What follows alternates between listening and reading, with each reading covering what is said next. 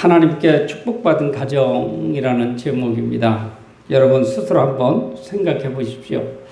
나는 과연 하나님께서 우리 가정을 축복해 주셨는가? 사람들은 이렇게 태어납니다. 그리고 요즘 보니까 유치원부터 이렇게 대학원까지 박사학위까지 이렇게 공부를 하고, 그리고 취업하고 또 결혼해서 가정을 이루며 삽니다. 그리고 어느덧 나이가 들면 퇴직하고 노후 생활을 합니다. 어렵게 취업 경쟁을 뚫고 운 좋게 직장을 얻었어도 어느 시점부터는 퇴출의 불안을 안고 살아갑니다.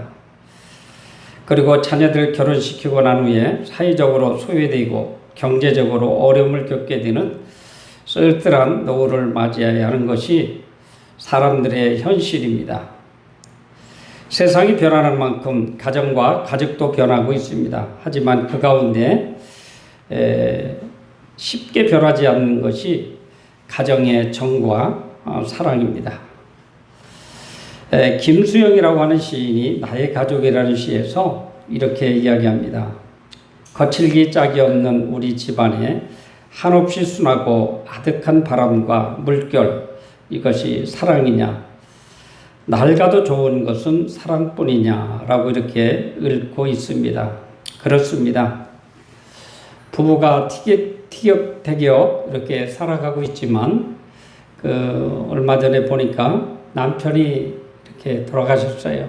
근데 남편 시신에 손을 얹고 아내가 잘못한 것도 없는데 그렇게 여보네가 잘못했다고, 그간 내가 행복했었다고, 사랑했다고 고백하는 것을 보면 그래도 가정의 정밖에 없는 것 같아요.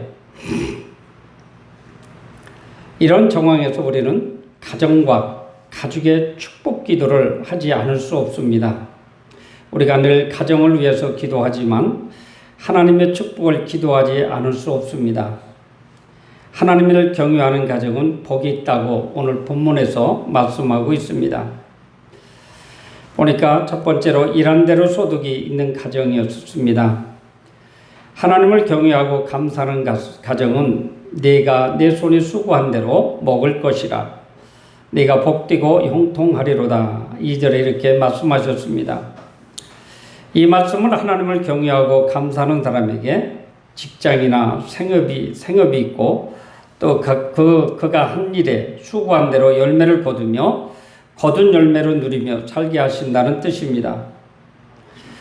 오늘날 일을 하고 싶어도 일자리가 없는 사람이 많이 있습니다. 또 일자리가 있어도 열심히 일하지만 일한 만큼의 수고의 대가를 받지 못하는 사람도 있습니다. 그런가 하면 힘써 일했는데도 몇 달째 이렇게 임금을 못 받는 사람도 있습니다. 그런데 유감스럽게도 돈을 잘 많이 벌었지만 밑빠진 독처럼 뒤로 빠져나가는 돈이 더 많은 가정도 있습니다. 그래서 학교 선지자는 너희가 많이 뿌릴지라도 수확이 적으며 먹을지라도 배부르지 못하며 마실지라도 흡족하지 못하며 입에도 따뜻하지 못하며 일꾼의 삭슬을 받아도 그것은 구멍 뚫어진 전대의 넣음이 되었느니라. 학개서 1장 6절에 이렇게 말씀하고 있습니다. 이 말씀은 어떤 말씀인가 하면 하나님의 말씀은 뒷전으로 미루고 세상 일에 바빴던 사람, 하나님을 경외하지 않고 감사하지 않는 자를 책망하시는 말씀입니다. 두 번째는 포도나무처럼 결실한 가정입니다. 하나님을 경외하고 감사하는 가정은 내 집안에 있는 네 아내는 결실한 포도나무 같으며 라고 말씀하셨습니다. 첫 번째 축복이 남편에게 주시는 축복이라면 두 번째는 아내에게 주는 축복입니다. 남편이 피땀 흘려 수고하여 많은 소득을 얻었으나 아내를 통해서 물 새듯이 돈이 줄줄 새어나가는 가정이 있습니다. 또 아내는 죽을 고생을 하고 돈을 벌고 있는데도 남편은 한가롭게 늘 놀면서 담배나 피우고 취미 생활을 하는 그런 안타까운 가정도 있습니다. 남편과 아내가 함께 하나님의 복을 받아야 온전한 가정의 축복이 된다는 말씀입니다. 본문에서 아내와 축복을 포도나무에 비유하고 있습니다. 포도나무 줄기는 볼품이 없어요. 가지도 가늘고 약합니다. 포도나무는 혼자서 올라가서 포도를 맺지 못합니다. 넝풀 식물이기 때문에 든든한 기둥을 타고 가지를 뻗어서 또 시원한 나무 그늘을 만들고 아름다운 열매들이 주렁주렁 열리게 됩니다. 이처럼 수고하는 남편이 기둥이 되어 받쳐주면 아내는 그 가지를 뻗어 온 가족이 쉴 수 있는 시원한 넝쿨을 만들어준다는 뜻입니다. 하나님께 감사하며 가족이 함께 즐기는 풍성한 가정이 되고 아름답고 행복한 가정을 만들어 주신다는 말씀입니다. 그래도 잘 되는 가정은 자녀가 대대로 잘 되는 가정을 이야기하고 있습니다. 하나님을 경외하며 감사하는 가정은 내 식탁에 둘러앉은 자식들을 즉 어린 감람나무 같으리로다. 3절에 이렇게 말합니다. 이는 자녀의 복입니다. 어린 감람나무는 신실한 활력과 건강하고 유쾌한 삶을 상징합니다. 가정의 자녀들이 신실하고 활력이 넘치고 건강에 자란다는 말씀입니다. 이것이 바로 자녀에 대한 하나님의 축복입니다. 감람나무는 설령 베어진다고 해도 비록 부모들이 나이 들어 죽어 세상을 떠난다 할지라도 그 자손들이 새롭게 자라다 그 가정이 복되고 형통한 이 형통을 자손제대로 이어간다는 것입니다. 그리고 감람나무는 보통 나무에 비해 장수합니다. 여러분 우리가 나보다는 자식 때보다는 손주 때가 더 왕성한 그런 것을 이야기하고 있는데 여러분들 오늘 이 시간에 한번 조용히 생각해 보시기 바랍니다. 나는 여기 나와서 예배드리고 있지만 내 아들, 딸들은 지금 예배 장소에 있는가요? 내 손자, 손녀들은 예배 장소에 가 있을까요? 여러분들이 복받기를 위해서 굳이 노력을 합니다. 바쁜 일순을 멈추고 오늘도 주님 앞에 나와서 예배드리고 찬양하고 연습하고 또 오후에도 예배드릴 것입니다.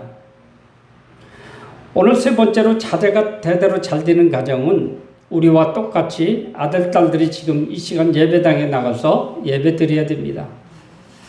자녀가 대대로 잘 돼야 되는 가정은 우리 손자, 손녀들이 지금 예배당에 나가서 예배드려야 됩니다. 여러분, 잘 되는 가정이 되기를 원한다면 믿음의 가정으로 잘 세워 가시기 바랍니다.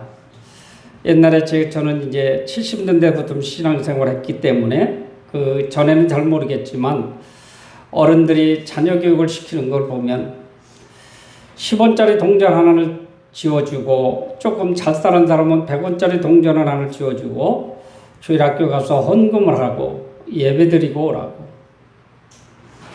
어떤 자녀가 보니까 헌금을 몇 줄을 빼먹더래요. 그래서 엄마가 알아보니까 이 아이가 사탕을 사 먹은 거예요. 여러분 지금 같으면 우리 아마 너그러운 마음으로 그냥 아무렇지도 않겠지만 그전에는 종아리를 무지하게 때렸다고 합니다. 하나님의 돈을 떼어먹고 네가 사탕 사 먹었느냐고 이러면서 바로 세워준 그 아들, 딸들 70년대에 아마 주일학생이었다고 하면 지금은 아마 장성한 어른들이 다 되어 있겠죠. 그런데 이렇게 신앙생활한 그 자녀들 보면 탐나게 잘 되어가고 있어요. 엄마 아빠들이 그렇게 신경 쓰고 예배 드리러 가라고 야단치고 예배 빠지면 혼내키고 헌금 까먹으면 혼내키고 매를 때렸던 그들 성전에 살아서 그 자녀들이 잘 되고 있습니다. 사랑하는 성도 여러분, 우리가 살아갈 때에 나만 잘 되려고 살아가는 것이 아니라 우리의 자녀를 위해서 손자 손녀들을 위해서 우리가 신앙생활할 때 기도를 해야 됩니다. 여러분, 우리 한국 교회가 바로 서는 것은, 부흥하는 것은 순간이에요. 우리들이 신앙생활 잘해서 자녀들이 다음 주부터 교회 잘 나가고, 우리가 신앙생활 잘하고 기도하면서 우리 손자 손녀들이 교회로 간다면 우리 한국 교회는 바로 회복이 된다고 하는 사실입니다. 사랑하는 성도 여러분, 우리도 잘 돼야 되겠지만 우리의 자식들이 잘 돼야 됩니다. 신앙생활 잘해야 됩니다. 여러분, 오늘도 아마 이제 예배 끝나고 아니면 예배 전이라도 자식들하고 통화할 수도 있습니다. 여러분, 이때에 신앙의 안부를 먼저 물어보시기 바랍니다. 오늘 교회 갔었냐고. 어린 손자 손녀들한테는 은혜 받았다고 하면 통하지도 않아요. 재미있었어? 하고 물어보시기 바랍니다. 그리고 교회 열심히 다녀야 복 받는다고 전화라도 꼭 알려주셔야 됩니다. 이렇게 하나님을 경외하고 감사하는 자녀에게 성경은 복을 주신다라고 했습니다. 여러분, 지금 열심히 일하시면서 돈을 모아서 자식들에게 남은 것을 물려줄 생각을 하고 있지요. 그러나 이런 물질보다는 신앙의 유산을 잘 물려주시기 바랍니다. 그러면 그 아이가 복을 받을 수 있습니다. 네 번째는 평생을 예루살렘에 사는 가정입니다. 모든 축복은 하나님께로부터 옵니다. 여호와를 경외하는 자는 이같이 복을 얻으리로다. 여호와께서 시온에게 네게 복을 주실지어다. 너는 평생에 예루살렘의 복을 보며 네 자식을 볼지어다. 이스라엘에게 평강이 있을지로다. 4절과 6절에 이렇게 말씀하고 있습니다. 이 말씀은 무슨 말씀인가 하면 모든 축복은 하나님의 성전으로부터 임한다는 말씀입니다.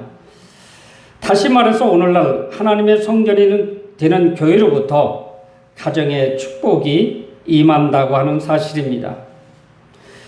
교회 밖에는 구원과 축복이 없습니다. 교회 안에서만 구원과 축복이 있습니다. 그러므로 우리들뿐만 아니라 우리의 자녀들이 다 이 시간 어디든지 성전 안에 들어가 있어야 됩니다. 옛날에 많은 분들, 훌륭한 목사님들을 보면 여러 가지 말씀 중에 그런 얘기를 많이 하더라고요. 학교 갔다 돌아오는 길에 교회에 머물러서 기도하고 찬송하고 또래들끼리 모여 찬송도 하고 이야기했던 그 추억을 얘기하더라고요. 그들이 일상이 되었어요. 훗날 돌아보서 지금 목사님 되고 훌륭한 장로님 되신 그들이 입에서 나오는 말, 성전에 그렇게 머물렀고 성전 가기를 즐겼던 그들에게 하나님이 축복해 주셨다고 하는 그 간증을 많이 들어봤습니다. 여러분, 가능하다면 정말로 이 성전은, 우리 농기교회는 별 볼일 없는 교회 같잖아요. 사실 돈 가치로 따지면 별것도 아니에요. 아마 내가 생각할 때 5천만 원이면 난 이런 집 지을 수 있을 것 같아요. 그런데 이 농기교회는 무한대한 복이 쏟아지는 교회입니다. 여러분, 교회에 온다는 것이 이런 거예요. 그저 다른 사람은 바빠서 오늘도 고추를 따고 할 테지만 고추밭을 뒤로 한 채 나와서 앉아있는 분들도 있을 것입니다. 그러나 이렇게 앉아있는 이들에게 오늘 성경은 말합니다. 복을 주신다고요. 여러분, 온 가족이 예수님 믿고 교회에 나와 하나님 말씀을 배우고 그 말씀대로 행하며 사는 자들, 가정이 복되고 형통하며 행복한 가정이 된다는 뜻입니다. 여러분 가정이 영원히 행복하고 형통하는 가정이 되기를 원한다면 가정 모두가 함께 하시는 임마누엘 가정이 되시기를 기도하며 감사해야 됩니다. 너는 평생에 예루살렘 번영을 보며 하나님께서 예루살렘에 복을 주신다라고 했습니다. 유대민족은 1년에 3차례씩 복을 받기 위해서 절기에 예루살렘에 올라갔습니다. 그리고 그들은 절기 시간뿐만 아니라 다니엘 같은 이는 예루살렘을 향해서 문을 열어놓고 하루에 3번씩 기도하셨습니다. 이런 유대 민족이 지금 세계적인 인물들로 다 등장하고 있어요. 그리고 세계적인 경제를 다 그들의 손이 좌지우지하고 있다고 하는 사실입니다. 본문은 예루살렘에서 내 자식의 자식을 보는, 즉 내 자식의 자식을 보는 복을 받게 될 것이라 이렇게 말씀하셨습니다.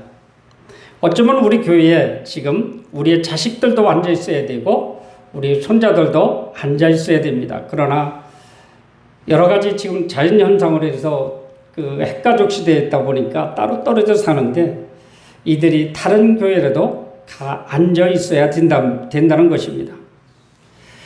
결국 가정의 복과 자녀 대대로 복을 받는 성전에서 하나님께로부터 오는데 그분을 경외하고 감사하는 자에게 분명히 복을 주신다고 약속하셨습니다. 기도하겠습니다. 하나님 아버지 참으로 고맙습니다. 하나님 복은 거저 얻는 것이 아니라 믿음으로 나와 하나님 앞에 경배하고 경외하는 자식에게 자손들에게 복을 주신다라고 했습니다. 하나님 저희들 성전에 열심히 나와 부르짖고 기도하게 하옵소서. 자식들을 위해 기도하게 하옵소서. 자식들이 신앙에서 잘 되기를 위해서 기도하십시오. 그러면 하나님께서 분명히 저희들 가정과 모든 자식들이 축복받을 줄로 믿습니다. 예수님 이름으로 기도하옵나이다. 아멘.